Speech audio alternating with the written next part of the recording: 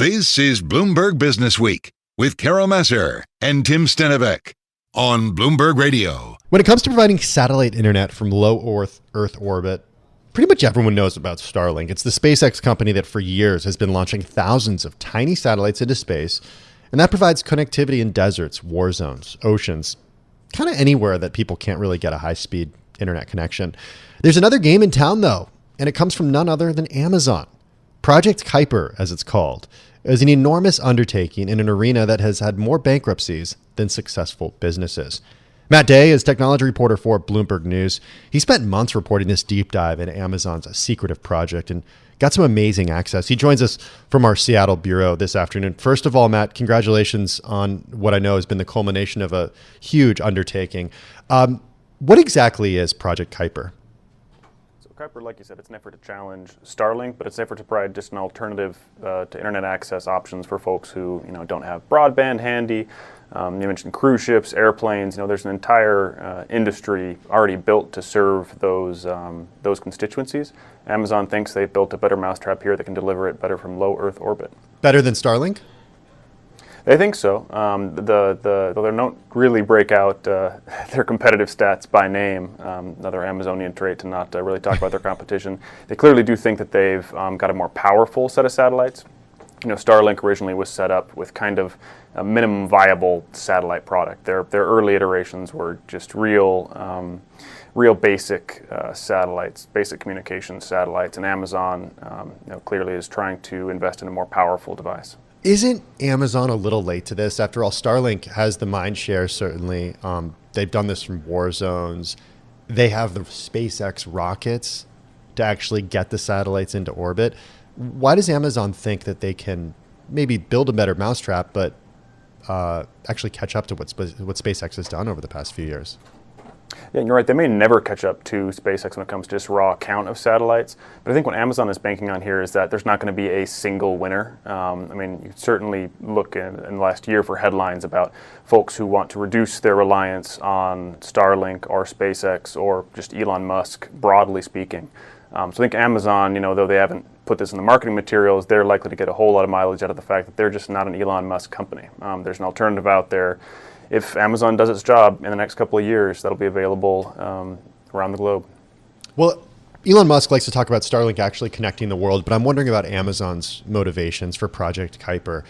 There have been many, many different huge tech companies, members of the Magnificent Seven, in fact, that have tried to connect the world because their business models depend on it. Remember Internet Essentials from Facebook, now Meta Platforms, just years ago, trying to get the people who were not connected to internet on the internet just so they could go on Facebook and be advertised to on Facebook. What's Amazon's motivation here?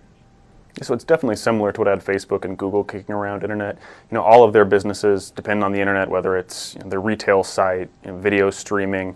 But the kind of secret weapon that I think we haven't really figured out how it's going to play into is Amazon Web Services. Amazon is the largest cloud computing company. They handle data and business software for thousands of companies. Nobody else in the cloud can also deliver you internet from space, which is what Amazon's going to be able to do in a couple of years. So I think that's a real wild card in terms of this giant business software franchise that they've built up over the last couple of decades. Is Amazon will be the entire package, not just delivering you kind of online services, but especially for business customers doing disaster recovery, doing connectivity all over the world at mines, cruise ships, remote sites, that kind of thing. And these are areas of the world that can't get wireline broadband internet access, so satellite is kind of the next best option. That's right, and that's a good note of caution on this, that Amazon is competing not just against Starlink, but against every telco around the world that is investing, it's hundreds of billions a year they pump into their networks. So that's one of the things that felled earlier sets of internet from space aspirants, is that, telcos are just good at their job. Sure, there's some pockets where they're not going to connect maybe ever, but, they're always refining their networks. How much of a competitive advantage does SpaceX have, given that they actually own the rockets that get these Starlink satellites into orbit, whereas Amazon has to rely on someone else, and that's not necessarily Blue Origin?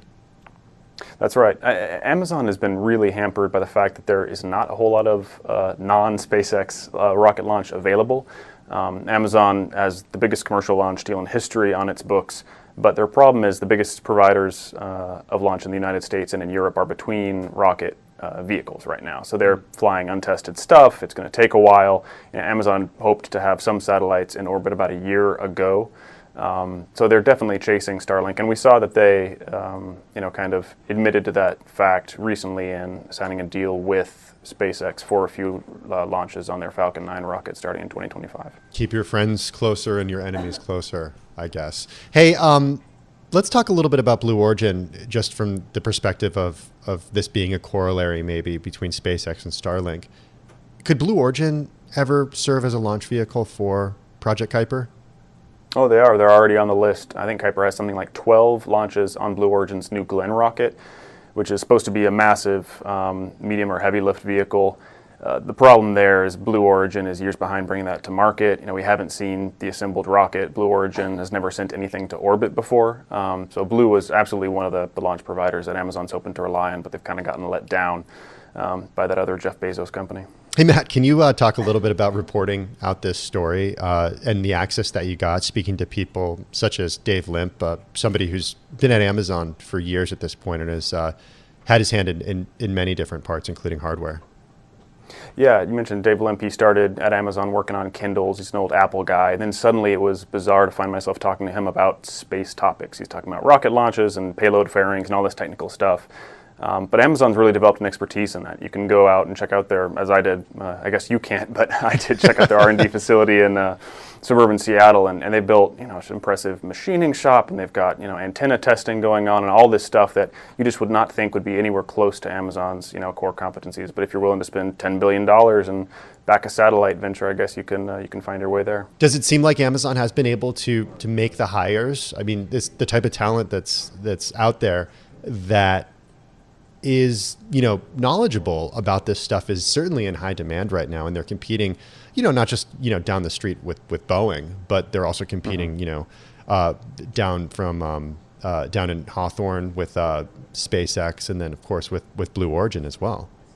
Oh, for sure. In the halls of Kuiper, there's a great mix of, it's kind of aerospace veterans. There's a lot of Boeing people around or Boeing adjacent, but there's also a lot of consumer tech vets. There's some SpaceX people. They seem like they've definitely put a team together that kind of crosses, I don't know, call it the new space playbook, right? You got a little bit of hardcore aerospace, a little bit of commercial consumer electronics work to kind of get the manufacturing chops there. So it's a bit of an eclectic group they've assembled. Hey, talk to us about Rajiv Badyal and who he is. Yes, Rajiv runs Amazon's Project Kuiper. He's been a tech engineering leader forever. Worked at Hewlett-Packard back in the day doing optical mice, doing inkjet printing. Found his way to Microsoft, where he worked on Microsoft's Zune, the music player. Also had some roles on Xbox. He was tapped by Elon Musk to start Starlink back in 2014. Set up the manufacturing line there, got the first couple satellites in orbit. And then in a flash, Elon flies up to Seattle and the leadership team is gone. And so suddenly Rajiv and a bunch of his pals are looking for work. Amazon had in hand at that point a plan to deliver satellite internet, and there's a management team looking for something to do. So, a few years later, he's got 1,600 people under him at Amazon, and he's having another crack at building a satellite constellation. Well, Matt, it's just a really fantastic story. We got 10 seconds left. Do you think Project Kuiper can be, just based on your opinion, your reporting, a viable competitor to SpaceX?